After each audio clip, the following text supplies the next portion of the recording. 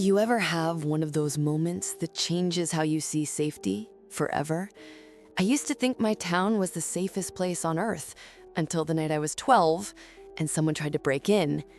And to this day, I'm still convinced it was the pizza guy. When I was 12 years old, my mom had just started trusting me enough to stay home alone. We lived in this quiet little town, peaceful streets, friendly neighbors, kids riding bikes until dark. The kind of place where you'd never think twice about leaving your doors unlocked. It was a weekend night. My parents were going out with friends and my older sister was away somewhere. So for the first time ever, I had the whole house to myself. They left me $20 and said, order some pizza, have fun, and don't burn the place down. And honestly, that was the dream for a 12-year-old. Video games all night and a large pizza just for me. I remember sitting there, glued to my PS2, playing James Bond Nightfire for like the third time that week. The house was quiet, except for the TV hum and the click of the controller. After finishing a mission, I picked up the phone and called our favorite pizza place, Gianni's Pizzeria. It was just a few blocks away. I ordered a regular pie, gave them the address, and went back to playing. Maybe 20 minutes later, the doorbell rang. I grabbed the $20 bill my parents left me and ran downstairs. Standing at the door was this guy, probably mid-30s. He had this long, scruffy beard, thick glasses, and a black trucker hat. He handed me the box and started counting the change. But then he looked past me into the house and asked, "You alone here?" The question hit me weird.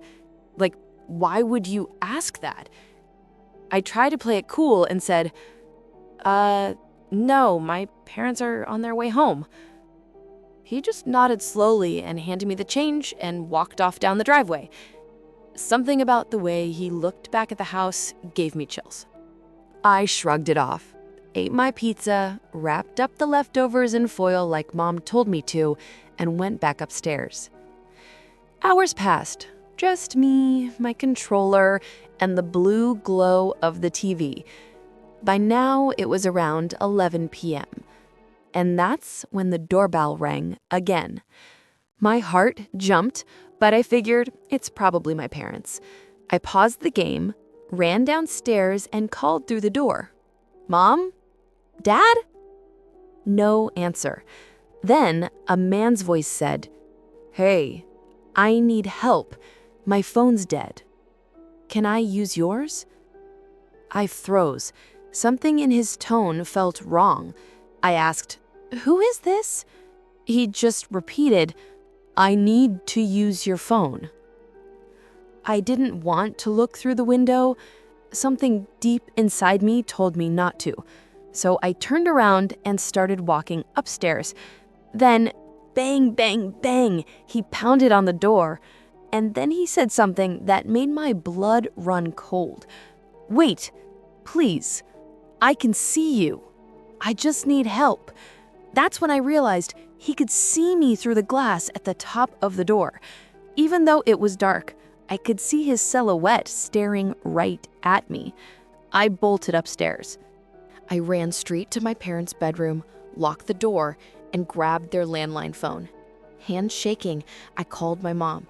She answered, laughing, until she heard my voice. "Mom, there's someone at the door asking to come in." Immediately, her tone changed. "Did he see you?" "Yes." She paused, and then I heard her whisper, "Stay upstairs, lock the door, we're calling the police." While she kept me on the line, I heard it. The side gate. Click. Someone was opening it, quietly. I told Mom. She said, "Don't talk. Stay still. Keep the lights off." Then, footsteps. Inside the house. I froze. You know that heavy sound of a floorboard creaking under someone's foot? Yeah, that. "Mom, he's inside," I whispered. She screamed something to my dad and the police. Then she said, "Hide. No!" I crawled under their bed, phone still in my hand, trying not to breathe. I heard the footsteps climbing the stairs. Slow, heavy. Creak, creak, creak. They stopped near my sister's room, then mine.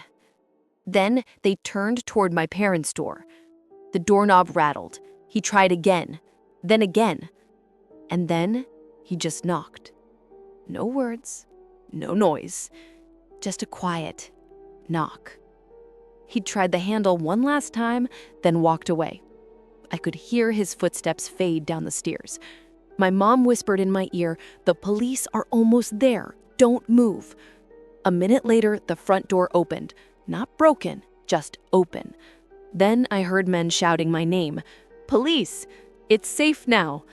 I crawled out, trembling, and unlocked the door. 4 officers were inside the house. The back sliding door was wide open. That's how he got in. When my parents came home, they were shaken. I told them everything.